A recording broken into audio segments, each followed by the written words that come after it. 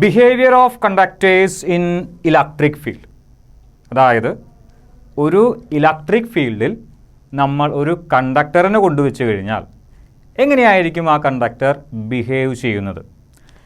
ഈ ഒരു മെയിൻ ടോപ്പിക്കിൻ്റെ കീഴിൽ നമുക്ക് 6 പോയിൻ്റുകൾ ഡിസ്കസ് ചെയ്യാനായിട്ടുണ്ട്. അതിൽ ഓരോന്നായി നമുക്ക് നോക്കാം. ആദ്യത്തെ പോയിൻ്റ് ഇതാണ്: net electric field is 0 in the interior of a conductor. ഒരു കണ്ടക്ടറിനെ, ഞാൻ കണ്ടക്ടർ വരച്ചിട്ടുണ്ട്, ആ കണ്ടക്ടറിനെ ഒരു ഇലക്ട്രിക് ഫീൽഡിൽ വെച്ചാൽ ആ കണ്ടക്ടറിൻ്റെ ഉള്ളിൽ ഉള്ള ടോട്ടൽ ഇലക്ട്രിക് ഫീൽഡ് 0 ആയിരിക്കും. ഇതാണ് നമ്മുടെ ആദ്യത്തെ point. Net electric field, net എന്ന് ഉദ്ദേശിച്ചത് ടോട്ടലാണ്. ടോട്ടൽ ഇലക്ട്രിക് ഫീൽഡ് ഈസ് 0 എവിടെ? Interior of a conductor. എപ്പോൾ? ആ കണ്ടക്ടറിനെ നമ്മൾ ഒരു എക്സ്റ്റേണൽ ഇലക്ട്രിക് ഫീൽഡിൽ വെച്ച് കഴിഞ്ഞാൽ. എങ്ങനെ നമുക്കിത് പ്രൂവ് ചെയ്യാനായിട്ട് സാധിക്കും? അതിനുവേണ്ടി ഞാൻ ഒരു കണ്ടക്ടറിനെ എടുത്തിട്ടുണ്ട്. ഈ ബ്ലൂ കളർ റെക്റ്റാങ്കിൾ ഷേപ്പുള്ളതാണ് നമ്മുടെ കയ്യിലുള്ള കണ്ടക്ടർ. ആ കണ്ടക്ടറിനെ ഒരു പോസിറ്റീവ് പ്ലേറ്റിൻ്റെയും നെഗറ്റീവ് പ്ലേറ്റിൻ്റെയും ഇടയിലാണ് വെച്ചിരിക്കുന്നത്. നെഗറ്റീവ് പ്ലേറ്റിൽ നിന്ന് പോസിറ്റീവ് പ്ലേറ്റിലേക്കാണ് ഒരു ഇലക്ട്രിക് ഫീൽഡ് പോകുന്നത്. അതായത് ഒരു എക്സ്റ്റേണൽ ഇലക്ട്രിക് ഫീൽഡ് അവിടെയുണ്ട്.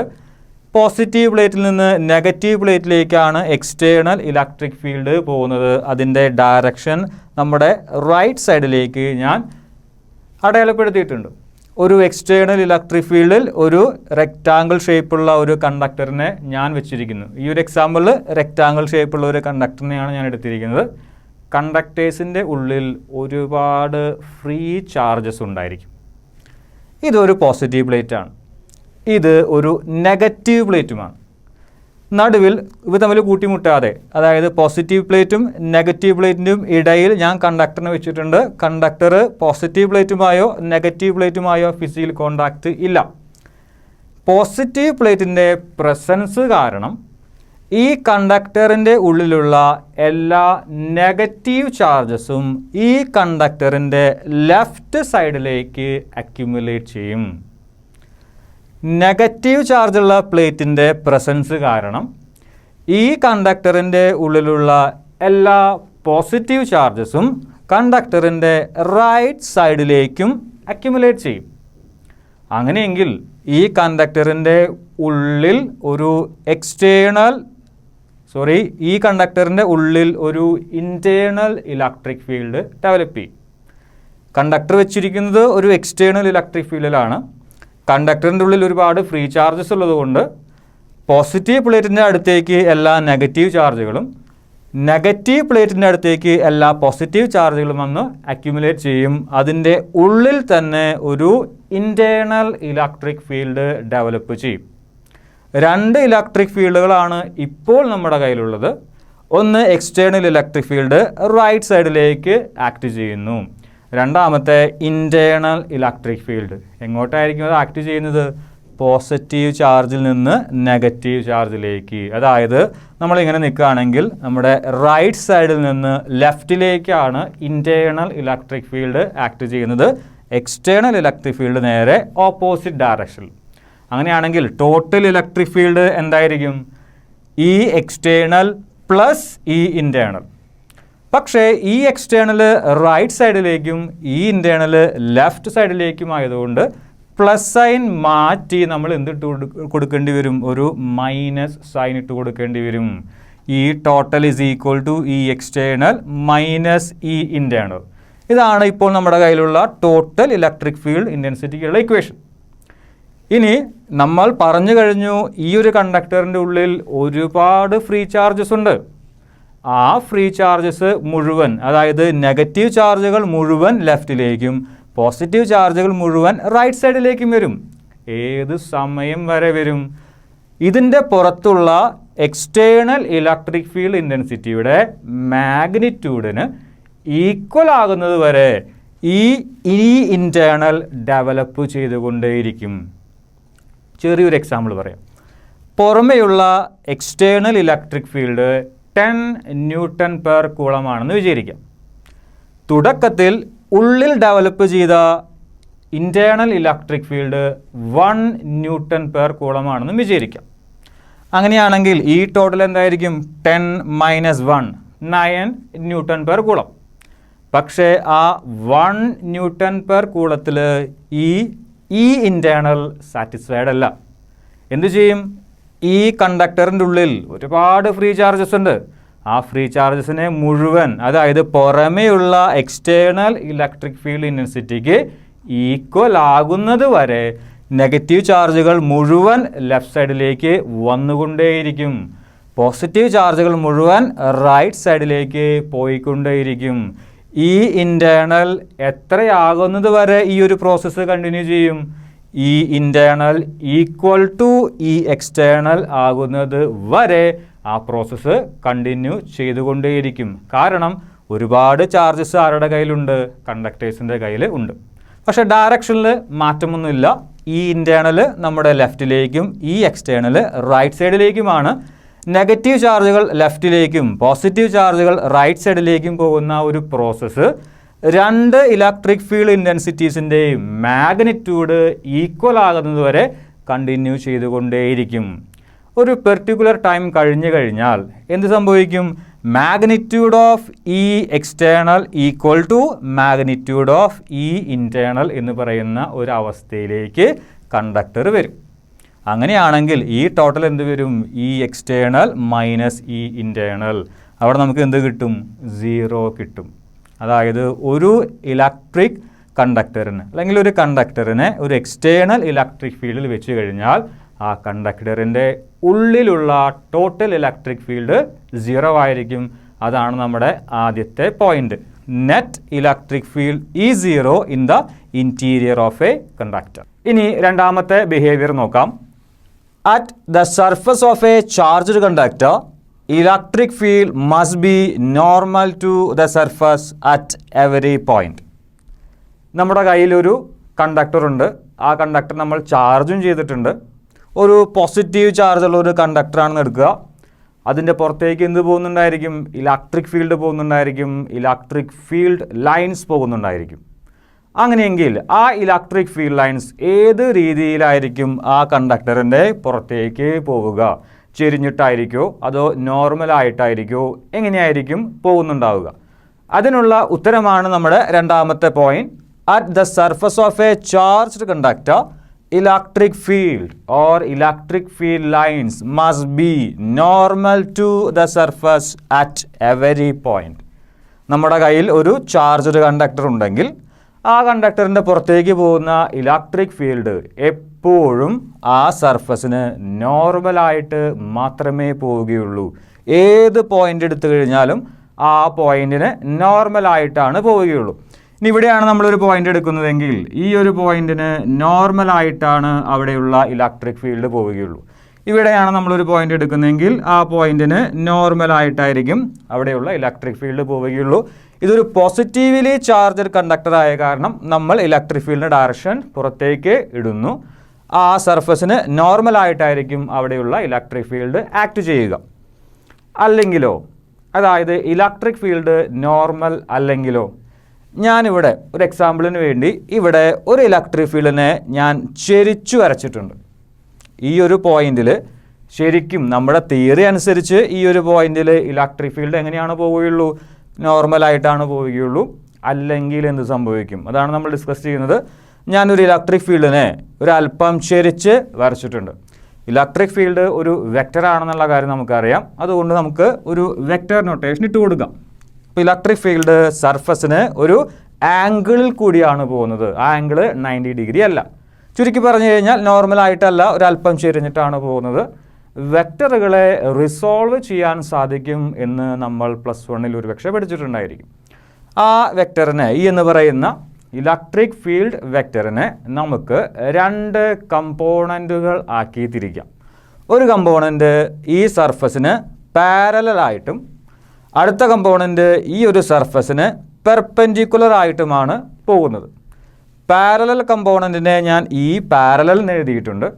പെർപെൻഡിക്കുലർ കമ്പോണൻറ്റിനെ ഈ പെർപെൻഡിക്കുലർ എന്നും എഴുതിയിട്ടുണ്ട്. അങ്ങനെയാണെങ്കിൽ ഇലക്ട്രിക് ഫീൽഡിനെ 2 കമ്പോണൻസ് ആക്കി തിരിക്കാം, ഈ പാരലൽ, ഈ പെർപെൻഡിക്കുലർ. നമ്മൾ ഈ പാരലൽ കമ്പോണൻറ്റിനെയാണ് ഫോക്കസ് ചെയ്യുന്നത്. നമുക്കറിയാവുന്നതുപോലെ ഒരു കണ്ടക്ടറിനെ നമ്മൾ ചാർജ് ചെയ്ത് കഴിഞ്ഞാൽ ആ ചാർജുകൾ എപ്പോഴും ആ കണ്ടക്ടറിൻ്റെ സർഫസിൽ മാത്രമേ വന്ന് നിൽക്കുകയുള്ളൂ. ഈ ഒരു സർഫസ് ഞാൻ നമ്മുടെ ലെഫ്റ്റ് സൈഡിലേക്ക് ഒന്ന് എൻലാർജ് ചെയ്ത് വരയ്ക്കുകയാണ്. ഇതാണ് ആ സർഫസ് എന്ന് വിചാരിക്കാം. നമ്മളിവിടെ എടുത്ത കണ്ടക്ടറിൻ്റെ ചെറിയൊരു ഭാഗം ഞാൻ ലെഫ്റ്റ് സൈഡിലേക്ക് നീക്കി വരച്ചു. ഇതാണ് അവിടെയുള്ള സർഫസ്. ഈ രീതിയിലാണ് ആ പാരലൽ കമ്പോണൻ്റ് പോകുന്നത്. ഈ പാരലൽ പോകുന്നത് അതൊരു ചാർജർ കണ്ടക്ടറാണ്. അങ്ങനെയെങ്കിൽ ഈ സർഫസുകളിൽ ഒരുപാട് ചാർജുകൾ പ്രസൻ്റ് ആയിരിക്കും. ചാർജുകൾ എവിടെ മാത്രമേ നിൽക്കുകയുള്ളൂ? ഒരു കണ്ടക്ടറിൻ്റെ സർഫസിൽ മാത്രമേ നിൽക്കുകയുള്ളൂ. അങ്ങനെ ചാർജ് ചെയ്തിരിക്കുന്ന കണ്ടക്ടറിൻ്റെ സർഫസിൽ കുറേ ചാർജുകൾ വന്ന് നിൽക്കുന്നുണ്ട്. ആ ചാർജുകൾ നിൽക്കുന്ന ആ സർഫസിന് പാരലൽ ആയിട്ടാണ് ഇവിടെയുള്ള ഈ കമ്പോണൻ്റ് ആക്ട് ചെയ്യുന്നത്. ചുരുക്കി പറഞ്ഞു കഴിഞ്ഞാൽ ഈ പാരലൽ എന്ന് പറയുന്ന ഇലക്ട്രിക് ഫീൽഡിലാണ് ഈ ചാർജുകൾ നിൽക്കുന്നത്. ഇനി ഇത് ഇലക്ട്രോണുകളായിരുന്നെങ്കിലോ? ചാർജുകൾ ഇലക്ട്രോണുകളാണ്. ആ കണ്ടക്ടറിൻ്റെ സർഫസിൽ മുഴുവൻ ഉള്ളത് ഇലക്ട്രോണുകളാണ്, നെഗറ്റീവ് ചാർജുകളാണെന്ന് വിചാരിക്കുക. ഈ പാരലൽ നമ്മുടെ റൈറ്റ് സൈഡിലേക്കും ഇവിടെയുള്ള ഇലക്ട്രോണുകളിൽ ഒരു ഫോഴ്സ് ആക്ട് ചെയ്യും. ആ ഫോഴ്സിൻ്റെ ഡയറക്ഷൻ ലെഫ്റ്റ് സൈഡിലേക്കുമായിരിക്കും. അതായത് ഇലക്ട്രോണുകളിൽ ആക്ട് ചെയ്യുന്ന ഫോഴ്സിൻ്റെ ഡയറക്ഷൻ ലെഫ്റ്റ് സൈഡിലേക്കും ആയിരിക്കും. ഇലക്ട്രിക് ഫീൽഡിൽ ചാർജ് വെച്ച് കഴിഞ്ഞാൽ ആ ചാർജുകൾക്ക് ഫോഴ്സ് എക്സ്പീരിയൻസ് ചെയ്യുമെന്നുള്ളത് നമ്മൾ പണ്ടേ പഠിച്ചിട്ടുള്ളതാണ്. ഇവിടെ ഈ പാരലൽ എന്ന് പറയുന്ന ഒരു കമ്പോണൻ്റ് ഉണ്ട്. ആ പാരലൽ കമ്പോണൻറ്റിലാണ് ഇലക്ട്രോണുകൾ അല്ലെങ്കിൽ ചാർജുകൾ ഇരിക്കുന്നത്. നമ്മൾ ഇലക്ട്രോണുകളായതിനെ കൺസിഡർ ചെയ്ത് കഴിഞ്ഞാൽ ഇലക്ട്രോണുകൾ ഇരിക്കുന്നത് ഈ പാരലൽ എന്ന് പറയുന്ന ഇലക്ട്രിക് ഫീൽഡിലാണ്. അങ്ങനെയെങ്കിൽ ഈ പാരലൽ പോകുന്നത് നമ്മുടെ റൈറ്റ് സൈഡിലേക്കും ഇലക്ട്രോണുകളിൽ ആക്ട് ചെയ്യുന്ന ഫോഴ്സ് നമ്മുടെ ലെഫ്റ്റ് സൈഡിലേക്കും ആയിരിക്കും. അതായത് അവിടെ ചാർജുകളുടെ ഒരു മൂവ്മെൻറ്റ് ഉണ്ടാകും. ചാർജുകൾ മൂവ് ചെയ്ത് കഴിഞ്ഞാൽ ഓട്ടോമാറ്റിക്കായിട്ട് നമുക്ക് പറയാം അവിടെ ഒരു കറൻറ്റ് ഉണ്ടായിരിക്കും.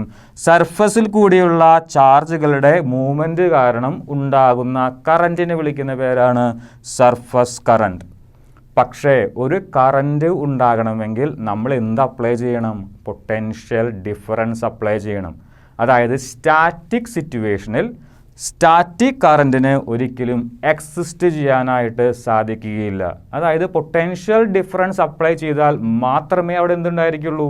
ഒരു കറൻറ്റ് ഉണ്ടായിരിക്കുകയുള്ളൂ. ഇവിടെ യാതൊരു വിധത്തിലുള്ള പൊട്ടൻഷ്യൽ ഡിഫറൻസും നമ്മൾ അപ്ലൈ ചെയ്തിട്ടില്ല. അതുകൊണ്ട് സ്റ്റാറ്റിക് കറൻറ്റിനെ അവിടെ ഒരിക്കലും എക്സിസ്റ്റ് ചെയ്യാനായിട്ട് സാധിക്കില്ല. ചുരുക്കി പറഞ്ഞു കഴിഞ്ഞാൽ electric field parallel component of electric ഫീൽഡിന് ഒരിക്കലും അവിടെ ഒരു കറൻറ്റ് ഉണ്ടാക്കാനായി സാധിക്കുകയില്ല. ഈ ഒരു കോൺസെപ്റ്റ് തൽക്കാലത്തേക്ക് നമുക്ക് സ്റ്റാറ്റിക് സിറ്റുവേഷനിൽ അപ്ലൈ ചെയ്യാനായിട്ട് സാധിക്കുകയില്ല. ഇലക്ട്രിക് ഫീൽഡ് ഒരിക്കലും ചെരിഞ്ഞു പോവുകയില്ല. ചെരിഞ്ഞു പോയി കഴിഞ്ഞാൽ, അതായത് നോർമൽ അല്ലാത്ത അവസ്ഥയിൽ പോയി കഴിഞ്ഞാൽ അതിന് രണ്ട് കമ്പോണൻറ്റുകൾ ഉണ്ടാവും. ഒന്ന് പാരലൽ കമ്പോണൻറ്റും രണ്ടാമത്തെ പെർപെൻഡിക്കുലർ കമ്പോണൻറ്റും. പാരലൽ കമ്പോണൻറ്റ് ഒരു പക്ഷേ സർഫസ് കറൻറ്റിന് കാരണമായേക്കാം. സർഫസ് കറൻറ്റ് എന്ന് പറയുന്നത് സ്റ്റാറ്റിക് സിറ്റുവേഷനിൽ എക്സിസ്റ്റ് ചെയ്യുന്ന ഒരു കാര്യം അല്ല. അതുകൊണ്ട് തന്നെ ഈ പാരലലും എക്സിസ്റ്റ് ചെയ്യുകയില്ല.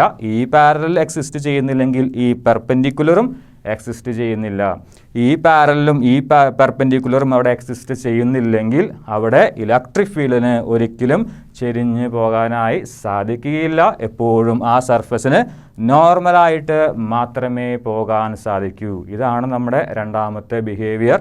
ഒന്നുകൂടി നോക്കാം. At the surface of a charged conductor electric field must be normal to the surface at every point. Third behaviour. The interior of a conductor can have no excess charge in the static situation. ഒരു conductor നമ്മൾ എടുക്കുന്നു.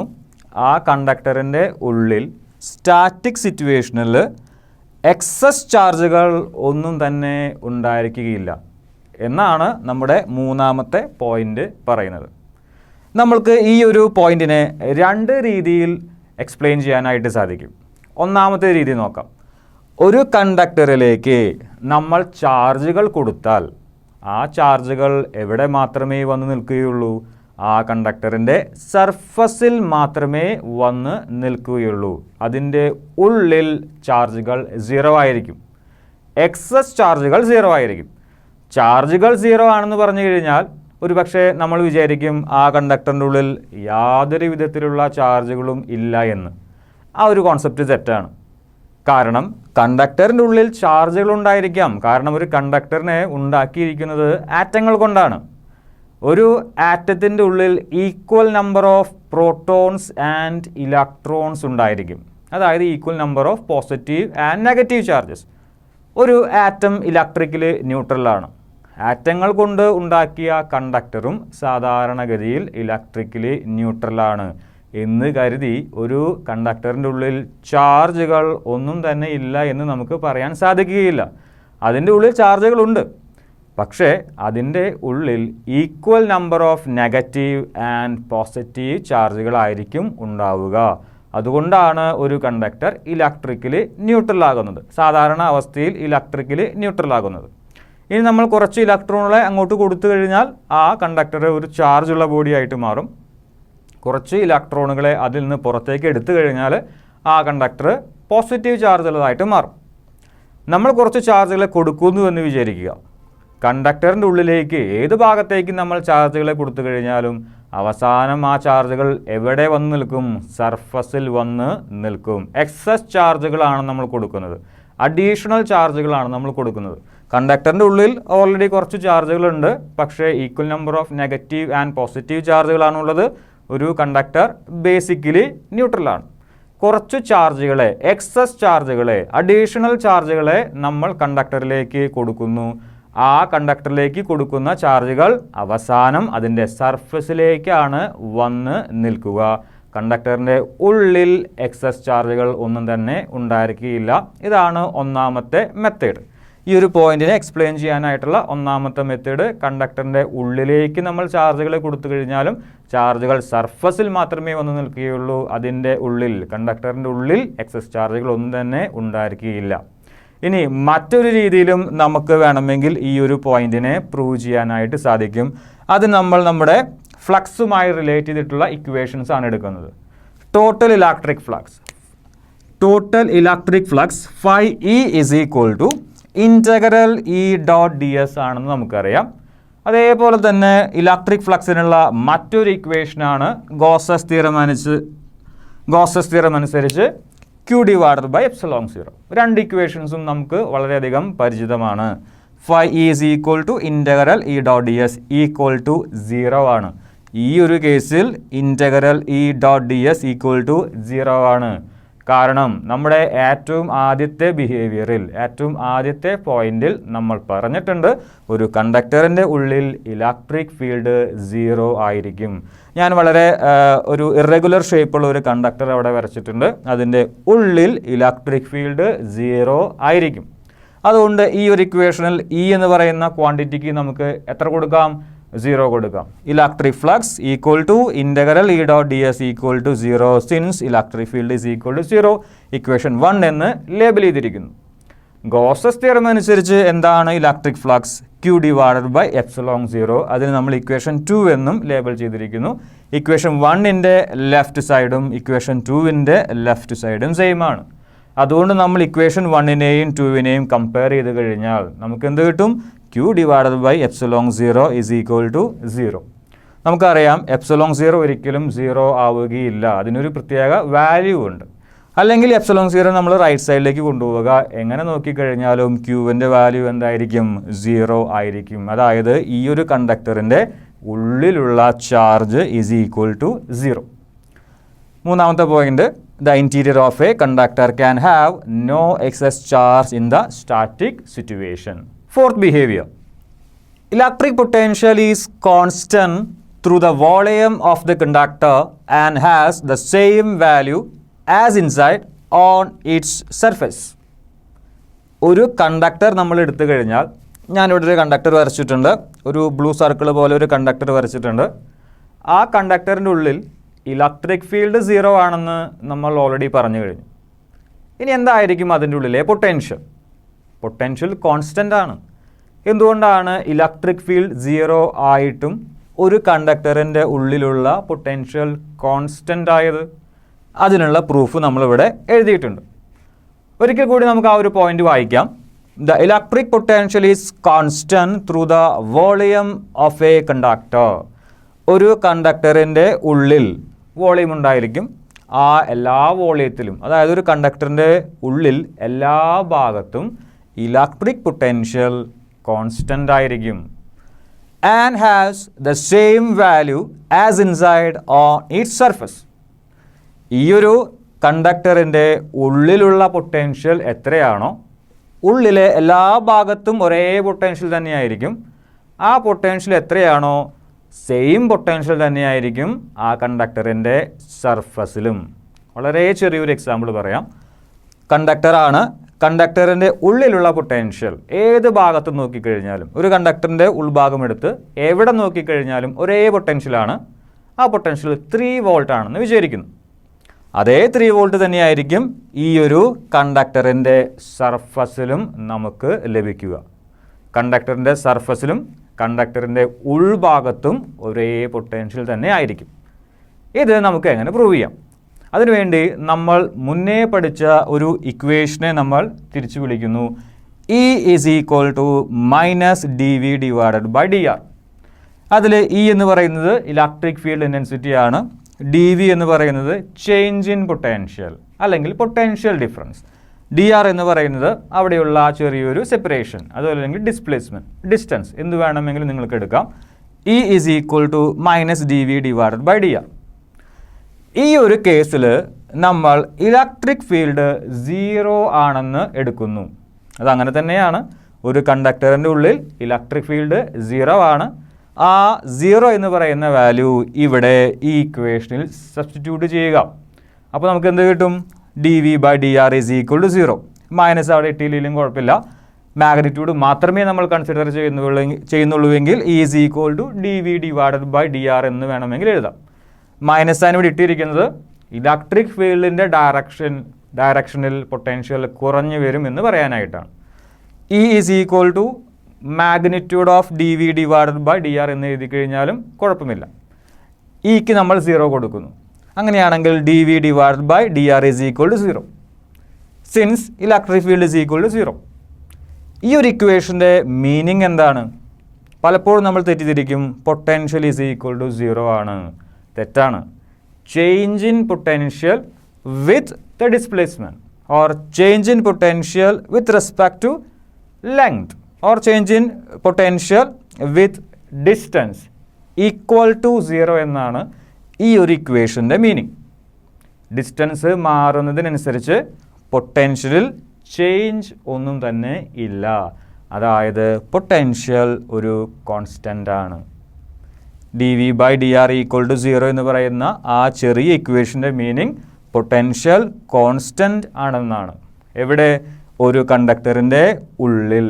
അങ്ങനെയെങ്കിൽ നമുക്ക് പറയാം electric potential is constant through the volume of the conductor and has the same value as inside on its surface. ഒരു കണ്ടക്ടറിൻ്റെ ഉള്ളിലെ potential constant ആണെന്ന് നമ്മൾ പ്രൂവ് ചെയ്തു. അങ്ങനെയെങ്കിൽ ഉള്ളിലുള്ള അതേ പൊട്ടൻഷ്യൽ തന്നെയായിരിക്കും അതിൻ്റെ സർഫസിൽ എവിടെ നോക്കിക്കഴിഞ്ഞാലും. എങ്കിൽ ഒരു കണ്ടക്ടറിൻ്റെ സർഫസ് ഒരു ഈക്വൈ പൊട്ടൻഷ്യൽ സർഫസ് ആയിരിക്കും. Surface of a conductor is an equipotential surface. ഉള്ളിലുള്ള പൊട്ടൻഷ്യൽ തന്നെയായിരിക്കും അതിൻ്റെ സർഫസിലും. സർഫസിൽ ഏത് പോയിന്റ് നോക്കിക്കഴിഞ്ഞാലും. അങ്ങനെയെങ്കിൽ ഒരു സർഫസിലെ എല്ലാ പോയിന്റുകളിലും ഒരേ പൊട്ടൻഷ്യൽ തന്നെയാണെങ്കിൽ അത്തരത്തിലുള്ള സർഫസുകളെ വിളിച്ചിരുന്ന പേരായിരുന്നു ഈക്വൈ പൊട്ടൻഷ്യൽ സർഫസ്. ഒരു കണ്ടക്ടറിൻ്റെ സർഫസും ഒരു ഈക്വൈ പൊട്ടൻഷ്യൽ സർഫസ് തന്നെയാണ്. Fifth behaviour. Electric field at the surface of A charger conductor is E is equal to sigma divided by epsilon 0 into n cap. ഒരു കണ്ടക്ടറിൻ്റെ ഉള്ളിൽ, ചാർജ് ചെയ്ത് വെച്ചിരിക്കുന്ന ഒരു കണ്ടക്ടറിൻ്റെ ഉള്ളിൽ ഇലക്ട്രിക് ഫീൽഡ് 0 ആയിരിക്കും. ഇലക്ട്രിക് പൊട്ടൻഷ്യൽ കോൺസ്റ്റൻ്റ് ആയിരിക്കും. ഇത്രയും കാര്യങ്ങൾ നമ്മൾ കണ്ടതാണ്. ആ കണ്ടക്ടറിൻ്റെ, ചാർജ് ചെയ്ത് വെച്ചിരിക്കുന്ന ആ കണ്ടക്ടറിൻ്റെ സർഫസിലുള്ള ഇലക്ട്രിക് ഫീൽഡിൻ്റെ value sigma by epsilon 0 n cap ആയിരിക്കും എന്നാണ് പറയുന്നത്. ഇലക്ട്രിക് ഫീൽഡ് ഒരു വെക്റ്ററാണ്. തീർച്ചയായും അതിന് ഡയറക്ഷൻ ഉണ്ടായിരിക്കും. ആ ഡയറക്ഷനെ കാണിക്കാൻ വേണ്ടിയിട്ടാണ് നമ്മളിവിടെ ഒരു എൻ ക്യാപ് എന്ന് പറയുന്ന യൂണിറ്റ് വെക്ടറിനെ കൊണ്ടുവന്നിരിക്കുന്നത്. ഗോസസ് തിയറം നമ്മൾ പഠിച്ചപ്പോൾ ഏരിയ വെക്ടറിനെ കുറിച്ച് പറഞ്ഞിരുന്നു. ഏരിയ വെക്ടറുമായി ബന്ധപ്പെട്ട ഒരു യൂണിറ്റ് വെക്ടറാണ് എൻ ക്യാപ്. എൻ ക്യാപ് എപ്പോഴും യൂണിറ്റ് വെക്ടർ ആയതുകൊണ്ട് മാഗ്നിറ്റ്യൂഡ് 1 ആയിരിക്കും. യൂണിറ്റ് വെക്ടറിൻ്റെ എൻ ക്യാപ് എന്ന് പറയുന്ന യൂണിറ്റ് വെക്ടറിൻ്റെ ഡയറക്ഷൻ ഒരു സർഫസിന് ഔട്ട്വേർഡ് ആയിരിക്കും, അതേപോലെ തന്നെ ആ സർഫസിന് നോർമലും ആയിരിക്കും. ഇലക്ട്രിക് ഫീൽഡും അങ്ങനെ തന്നെയാണ്. ഒരു കണ്ടക്ടറിൻ്റെ സർഫസിന് എപ്പോഴും പുറത്തേക്കായിരിക്കും, അതല്ലെങ്കിൽ അകത്തേക്ക്, അതിൻ്റെ ഉള്ളിൽ വെച്ചിരിക്കുന്ന ചാർജ് അനുസരിച്ച്, അല്ലെങ്കിൽ ആ സർഫസിൻ്റെ ചാർജ് അനുസരിച്ച് ആ ഇലക്ട്രിക് ഫീൽഡ് വേണമെങ്കിൽ പുറത്തേക്ക് പോകാം, അതല്ലെങ്കിൽ ഉള്ളിലേക്ക് വരാം. പക്ഷേ ആ സർഫസിന് നോർമലായിട്ടായിരിക്കും ആക്ട് ചെയ്യുക. എൻ ക്യാപ്പും സർഫസിന് നോർമലായിട്ടാണ് ആക്ട് ചെയ്യുക. ഇലക്ട്രിക് ഫീൽഡും ആ സർഫസിന്, കണ്ടക്ടറിൻ്റെ ആ സർഫസിന് നോർമലായിട്ടായിരിക്കും ആക്ട് ചെയ്യുക. ഇലക്ട്രിക് ഫീൽഡ് ഇൻറ്റൻസിറ്റിയുടെയും എൻ ക്യാപ്പ് എന്ന് പറയുന്ന യൂണിറ്റ് വെക്ടറിൻ്റെയും ഡയറക്ഷൻ ഒന്ന് തന്നെയാണ്. അതുകൊണ്ട് നമ്മൾ ഇലക്ട്രിക് ഫീൽഡിനെ വെക്ടറാക്കാൻ വേണ്ടി സിഗ്മ ബൈ എപ്സിലോൺ 0 എന്ന് പറയുന്ന സ്കെയിലാറിനെ ഇലക്ട്രിക് ഫീൽഡിൻ്റെ അതേ ഡയറക്ഷനുള്ള ഒരു യൂണിറ്റ് വെക്ടറിനെ കൊണ്ട് മൾട്ടിപ്ലൈ ചെയ്തിരിക്കുന്നു. ഇനി ഈ ഒരു കാര്യം നമുക്ക് എങ്ങനെ പ്രൂവ് ചെയ്തെടുക്കാനായി സാധിക്കും? ഇത്രയുമാണ് പറഞ്ഞിരിക്കുന്നത്.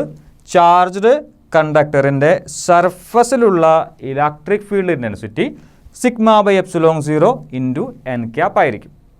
അത് പ്രൂവ് ചെയ്യാൻ വേണ്ടി നമ്മളൊരു കണ്ടക്ടർ എടുക്കുന്നു. ആ കണ്ടക്ടർ ചാർജ്ഡ് കണ്ടക്ടറാണ്. ആ കണ്ടക്ടറിൻ്റെ ഏരിയ ക്യാപിറ്റൽ എ, കണ്ടക്ടറിൻ്റെ സർഫസ് ഏരിയ ക്യാപിറ്റൽ എ ആണ്. അതിനൊരു സർഫസ് ചാർജ് ഡെൻസിറ്റി ഉണ്ടായിരിക്കും. സിഗ്മ ഇസ് ഈക്വൽ ടു ആ കണ്ടക്ടറിലെ total charge Q divided by അതിൻ്റെ സർഫസ് ഏരിയ, കണ്ടക്ടറിൻ്റെ surface area capital A. Sigma is equal to Q divided by A or Q is equal to sigma A. നമുക്കറിയാവുന്നതാണ് surface charge density Q by A ആണ്. അങ്ങനെയാണെങ്കിൽ Q sigma A ആണ്. നമ്മളൊരു equation ആദ്യമേ എഴുതി നിർത്തിയിരിക്കുന്നു. ഇനി E is equal to sigma by epsilon 0 n cap എന്ന് പ്രൂവ് ചെയ്യാൻ വേണ്ടി നമ്മൾ ഈ ഒരു കണ്ടക്ടറിൻ്റെ സർഫസിൽ ഹൈറ്റ് വളരെ കുറഞ്ഞ ഒരു സിലിണ്ടർ എടുക്കുകയാണ്. ഞാനിവിടെ ഒരല്പം ഹൈറ്റ് കൂട്ടിയിട്ടാണ് വരച്ചിരിക്കുന്നത്, നമുക്കത് മനസ്സിലാകാൻ വേണ്ടിയിട്ടാണ്. പ്രാക്ടിക്കലി ആ ഒരു സിലിണ്ടറിൻ്റെ ഹൈറ്റ് വളരെയധികം കുറവാണ്. നമ്മൾ സാധാരണ ഒരു കോയിൻ ഒക്കെ കൺസിഡർ ചെയ്യുന്നത് പോലെ. ശരിക്കും കോയിൻ ഒരു സർക്കിൾ ഷേപ്പാണ്, അതിൻ്റെ തിക്നെസ് വളരെയധികം കുറവുമാണ്. അത് ശരിക്കും പറഞ്ഞു കഴിഞ്ഞാൽ ഒരു സിലിണ്ടർ തന്നെയാണ്, ഹൈറ്റ് വളരെയധികം കുറഞ്ഞ ഒരു സിലിണ്ടർ. അതേപോലെയുള്ളൊരു സർഫസ് നമ്മൾ കൺസിഡർ ചെയ്യുന്നു, സിലിണ്ടറിക്കൽ സർഫസ് നമ്മൾ കൺസിഡർ ചെയ്യുന്നു. ആ സിലിണ്ടറിക്കൽ സർഫസിൻ്റെ പകുതി ഭാഗം ഈ ഒരു കണ്ടക്ടറിൻ്റെ ഉള്ളിലും പകുതി ഭാഗം ആ കണ്ടക്ടറിൻ്റെ പുറത്തുമായിരിക്കണം. ശ്രദ്ധിക്കേണ്ട കാര്യം, കണ്ടക്ടറിൻ്റെ സർഫസിൽ നിന്ന് വളരെ അടുത്തായിരിക്കണം സിലിണ്ടറിൻ്റെ അപ്പർ സർഫസും അതേപോലെ തന്നെ ലോവർ സർഫസും. കണ്ടക്ടറിൻ്റെ സർഫസിൻ്റെ വളരെ അടുത്തായിരിക്കണം സിലിണ്ടറിൻ്റെ അപ്പർ സർഫസും സിലിണ്ടറിൻ്റെ ലോവർ സർഫസും. അതുകൊണ്ടാണ് നമ്മൾ ഹൈറ്റ് തീരെ കുറഞ്ഞ സിലിണ്ടറുകളെ ഈ ഒരു കേസിൽ കൺസിഡർ ചെയ്യുന്നത്. മറ്റൊന്നിനുമല്ല, കണ്ടക്ടറിൻ്റെ സർഫസിലുള്ള ഇലക്ട്രിക് ഫീൽഡ് ഇൻറ്റൻസിറ്റി തന്നെയായിരിക്കണം സിലിണ്ടറിൻ്റെ സർഫസിലുള്ള ഇലക്ട്രിക് ഫീൽഡ് ഇൻറ്റൻസിറ്റി. ഒരു അപ്രോക്സിമേഷനാണ്. നമ്മൾ സിലിണ്ടറിൻ്റെ സർഫസിലുള്ള ഇലക്ട്രിക് ഫീൽഡ് ഇൻറ്റൻസിറ്റി കണ്ടുപിടിച്ച് കഴിഞ്ഞാൽ ഏകദേശം അതേ ഇലക്ട്രിക് ഫീൽഡ് ഇൻറ്റൻസിറ്റി തന്നെയായിരിക്കണം കണ്ടക്ടറിൻ്റെ സർഫസിനും ഉണ്ടായിരിക്കേണ്ടത്. വളരെ അടുത്തായതുകൊണ്ടാണ് സിലിണ്ടറിൻ്റെ അപ്പർ സർഫസും കണ്ടക്ടറിൻ്റെ സർഫസും വളരെ അടുത്തായിരിക്കണം. എങ്കിൽ രണ്ട് സർഫസുകളിലെയും ഇലക്ട്രിക് ഫീൽഡ് ഇൻറ്റൻസിറ്റി സെയിം തന്നെയാണ്. അതാണ് നമ്മൾ വളരെ ഹൈറ്റ് കുറഞ്ഞ സിലിണ്ടർ എടുക്കുന്നത്. ഇനി സിലിണ്ടറിൻ്റെ മുകൾ ഭാഗവും താഴ്ഭാഗവും നമ്മൾ കൺസിഡർ ചെയ്ത് കഴിഞ്ഞാൽ മുകൾ ഭാഗം ഏകദേശം ഒരു സർക്കുലർ ഷേപ്പ് ആയിരിക്കും. ആ സർക്കുലർ ഷേപ്പിൻ്റെ ടോട്ടൽ ഏരിയ എന്ന് പറയുന്നത് ക്യാപിറ്റൽ എ ആയിട്ട് എടുക്കുക. സിലിണ്ടറിൻ്റെ upper surface total area capital A, സിലിണ്ടറിൻ്റെ ലോവർ സർഫസും ടോട്ടൽ ഏരിയ ക്യാപിറ്റൽ എ. ഞാൻ ചെറിയൊരു ഭാഗം ഷെയ്ഡ് ചെയ്ത് വെച്ചിട്ടുണ്ട്. സിലിണ്ടറിൻ്റെ മുകൾ ഭാഗത്ത് ചെറിയൊരു ഭാഗം ഞാൻ ഷെയ്ഡ് ചെയ്ത് വെച്ചിട്ടുണ്ട്. ആ ഷെയ്ഡ് ചെയ്ത ഭാഗത്തിൻ്റെ മാത്രം ഏരിയ ആണ് ഡി എസ്. അതായത് ഡി എസിനെ നമ്മൾ ഇൻറ്റഗ്രേറ്റ് ചെയ്ത് കഴിഞ്ഞാൽ എന്ത് കിട്ടണം? ക്യാപിറ്റൽ എ കിട്ടണം. ക്യാപിറ്റൽ എ എന്ന് പറയുന്നത് സിലിണ്ടറിൻ്റെ അപ്പർ സർഫസിൻ്റെ ടോട്ടൽ ഏരിയ ആണ്. ഈ ടോട്ടൽ ഏരിയ അല്ലെങ്കിൽ ഡി എസ് രണ്ടായാലും വിരോധമില്ല. സിലിണ്ടറിൻ്റെ ടോട്ടൽ ഏരിയ, അതും അല്ലെങ്കിൽ ചെറിയ ഏരിയ DS. ഈ ഏരിയയുമായി ബന്ധപ്പെട്ട ഒരു വെക്ടറാണ് area vector DS. Area DS ആണ്, DS വെക്ടർ എന്നാണ് ഞാനിവിടെ എഴുതിയിരിക്കുന്നത്. അതായത് ഈ ചെറിയ ഏരിയയുടെ ഏരിയ വെക്ടറാണ് DS. അതിൻ്റെ ഡയറക്ഷൻ നേരെ മുകളിലേക്കാണ്. ഇനി ടോട്ടൽ ഏരിയ ക്യാപിറ്റൽ A എടുത്തു കഴിഞ്ഞാലും വേണമെങ്കിൽ നമുക്ക് അതിനെയും ഒരു വെക്ടറായി കൺസിഡർ ചെയ്യാം. A എന്ന് പറയുന്നതും വേണമെങ്കിൽ ഏരിയ വെക്ടറായിട്ട് കൺസിഡർ ചെയ്യാം. അതിൻ്റെ വെക്ടറും അതിൻ്റെ ഡയറക്ഷനും എങ്ങോട്ട് തന്നെയാണ് പോവുക? നേരെ മുകളിലേക്ക് തന്നെയാണ് പോവുക. ഇതൊരു പോസിറ്റീവ്ലി ചാർജഡ് കണ്ടക്ടർ ആണെങ്കിൽ ഇലക്ട്രിക് ഫീൽഡ് എപ്പോഴും ഇങ്ങോട്ടായിരിക്കും, സർഫസിന് നോർമൽ ആയിരിക്കും. പോസിറ്റീവ്ലി ചാർജഡ് കണ്ടക്ടർ ആണെങ്കിൽ സർഫസിന് പുറത്തേക്കായിരിക്കും, ഇലക്ട്രിക് ഫീൽഡും മുകളിലേക്ക് തന്നെയാണ് പോവുക. 3 വെക്ടറുകളെ ഞാനിവിടെ വരച്ചിട്ടുണ്ട്. ഒന്ന് DS വെക്ടർ, ഏരിയ വെക്ടറാണ്. DS ആണ് ഏരിയ, DS വെക്ടർ ഏരിയ വെക്ടറാണ്. ഔട്ട്വേർഡ് ആണ്, സർഫസിന് നോർമലാണ് ആസ് വെൽ ആസ് ഔട്ട്വേർഡ് ആണ്. ഈ സർഫസ് ഏരിയയുമായി ബന്ധപ്പെട്ട ഒരു വെക്ടറാണ് n cap. അതും നേരെ മുകളിലേക്കാണ്. ഈ സർഫസിൽ ആക്ട് ചെയ്യുന്ന ഇലക്ട്രിക് ഫീൽഡ് ഡെൻസിറ്റി അതും നേരെ മുകളിലേക്കാണ്. ഇലക്ട്രിക് ഫീൽഡ് ഡെൻസിറ്റിയും n cap എന്ന് പറയുന്ന യൂണിറ്റ് വെക്ടറും DS എന്ന് പറയുന്ന ഏരിയ വെക്ടറും ഒക്കെ ഒരേ ഡയറക്ഷനിലാണ് ആക്ട് ചെയ്യുന്നത്. ഇനി നമുക്കറിയാം electric flux. Electric flux is equal to integral E dot DS. നമ്മൾ മുന്നേ പഠിച്ചൊരു ഇക്വേഷനാണ്. ടോട്ടൽ ഇലക്ട്രിക് ഫ്ലക്സ് കാണണമെങ്കിൽ E ഡോട്ട് DS നമുക്ക് ഇൻ്റഗ്രേറ്റ് ചെയ്യണം. ഇൻറ്റഗ്രൽ E ഡോട്ട് DS അതിന് ഞാൻ എക്സ്പാൻഡ് ചെയ്തു. E into DS into cos theta. E dot DS E DS cos theta ആയി. നേരത്തെ പറഞ്ഞതുപോലെ ഇലക്ട്രിക് ഫീൽഡും DSഉം രണ്ടും പോകുന്നത് എങ്ങോട്ടാണ്? നേരെ മുകളിലേക്കാണ്. രണ്ടും പാരലലാണ്. ഇലക്ട്രിക് ഫീൽഡും ഏരിയ വെക്ടറും രണ്ടും പാരലലാണ്. അങ്ങനെയാണെങ്കിൽ തീറ്റയുടെ വാല്യൂ 0 ആയിരിക്കും. കോസ് 0 1 ആണ്. ഇൻ്റഗ്രൽ E DS കോസ് 0 1 ആണ്. അങ്ങനെയെങ്കിൽ integral E DS cos theta മാറി ഇൻ്റഗ്രൽ E ഇൻറ്റു DS മാത്രമായിരിക്കും. ഇനി phi E is equal to E into integral DS. അതായത് ഈ സർഫസ് നമ്മൾ കൺസിഡർ ചെയ്ത് കഴിഞ്ഞാൽ ഈ സർഫസിലുള്ള ഇലക്ട്രിക് ഫീൽഡ് എല്ലാ പോയിന്റിലും കോൺസ്റ്റൻ്റ് ആയിരിക്കും. അതുകൊണ്ട് ഇലക്ട്രിക് ഫീൽഡ് ഇൻറ്റൻസിറ്റി നമുക്ക് ഇൻ്റഗ്രേഷൻ്റെ പുറത്തേക്ക് എടുക്കാം. E into integral DS which is equal to E into A. തുടക്കത്തിൽ ഞാൻ പറഞ്ഞിരുന്നു DS എന്ന് പറയുന്നത് സിലിണ്ടറിൻ്റെ ചെറിയ ഒരു ഏരിയ ആണ്. ആ ഏരിയയെ നമ്മൾ ഇൻ്റഗ്രേറ്റ് ചെയ്ത് കഴിഞ്ഞാൽ ഈ സിലിണ്ടറിൻ്റെ ടോട്ടൽ സർഫസ് ഏരിയ കിട്ടും. Total surface area capital A ആണ്. ഇൻ്റഗ്രൽ DS എന്ന് പറയുന്നത് ക്യാപിറ്റൽ A, E അവിടെ തന്നെയുണ്ട്. Electric flux is equal to E into integral DS equal to EA. ഞാനത് അപ്പുറത്തേക്ക് കോപ്പി ചെയ്തിരിക്കുന്നു. phi E electric flux, total electric flux phi E is equal to E into A. That is our equation 1. ഇനി Gauss's theorem അനുസരിച്ച് total electric ഫ്ലക്സിന് വളരെ സിമ്പിളായിട്ടുള്ള ഒരു equation നമ്മുടെ കയ്യിലുണ്ട്. phi E is equal to Q divided by epsilon 0. ക്യൂവിന് പകരം നമുക്ക് എന്ത് കൊടുക്കാം? സിഗ്മ A കൊടുക്കാം. നമ്മളിവിടെ എഴുതിയിട്ടുണ്ട് Q is equal to sigma A. So Q by epsilon 0 മാറി sigma A divided by epsilon 0 എന്ന് വരുന്നു. ഞാൻ ഈ ഇക്വേഷൻ അപ്പുറത്തേക്ക് കോപ്പി ചെയ്തിരിക്കുന്നു. phi E is equal to sigma A divided by epsilon 0. ഇത് നമ്മുടെ രണ്ടാമത്തെ ഇക്വേഷനാണ്. ആദ്യത്തെ ഇക്വേഷനും രണ്ടാമത്തെ ഇക്വേഷനും കമ്പയർ ചെയ്ത് നോക്കൂ. രണ്ട് ഇക്വേഷൻ്റെയും ലെഫ്റ്റ് സൈഡ് സെയിം ആണ്. അങ്ങനെയാണെങ്കിൽ നമുക്ക് റൈറ്റ് സൈഡിനെ എന്ത് ചെയ്യാം? ഇക്വേറ്റ് ചെയ്യാം. ഇങ്ങനെയായിരിക്കും അത് വരിക. Compare 1 and 2 EA. ആദ്യത്തെ ഇക്വേഷൻ്റെ right hand side, EA equal to രണ്ടാമത്തെ ഇക്വേഷൻ്റെ right hand side sigma A divided by epsilon 0. രണ്ട് ടേമിലും ഇക്വേഷൻ്റെ ലെഫ്റ്റ് സൈഡിലുള്ള ടേമിലും റൈറ്റ് സൈഡിലുള്ള ടേമിലും A എന്ന് പറയുന്ന ഫാക്ടർ കോമൺ ആണ്. A നമ്മൾ എന്ത് ചെയ്യുന്നു? ക്യാൻസൽ ചെയ്ത് കളയുന്നു. ബാക്കി നമുക്ക് ലഭിക്കുക E is equal to sigma divided by epsilon 0 എന്നാണ്. പക്ഷേ ഇവിടെ നമ്മളതിൻ്റെ മാഗ്നിറ്റ്യൂഡ് മാത്രമേ കണ്ടെത്തിയിട്ടുള്ളൂ. നമുക്കതിനെ എന്താക്കി മാറ്റണം? വെക്ടറാക്കി മാറ്റണം. അതിനുവേണ്ടി E എന്ന് പറയുന്ന ആ സിമ്പലിന് എന്തിട്ട് കൊടുക്കാം? വെക്ടർ സിമ്പൽ ഇട്ട് കൊടുക്കാം. ഈ vector is equal to sigma by epsilon 0. പക്ഷേ ലെഫ്റ്റ് സൈഡ് മാത്രം നമ്മൾ വെക്ടറായി കൺസിഡർ ചെയ്താൽ പോരാ. റൈറ്റ് സൈഡിലത്തെ ടൈം എന്താക്കി മാറ്റണം? ഒരു വെക്ടറാക്കി മാറ്റണം. സിഗ്മ ബൈ എപ്സിലോൺ 0 എന്ന് പറയുന്നത് എന്താണ്? ഒരു സ്കെയിലാറാണ്. അതിനെ വെക്ടറാക്കി മാറ്റണമെങ്കിൽ എന്ത് ചെയ്യണം? ഒരു യൂണിറ്റ് വെക്ടറെ കൊണ്ട് മൾട്ടിപ്ലൈ ചെയ്യണം.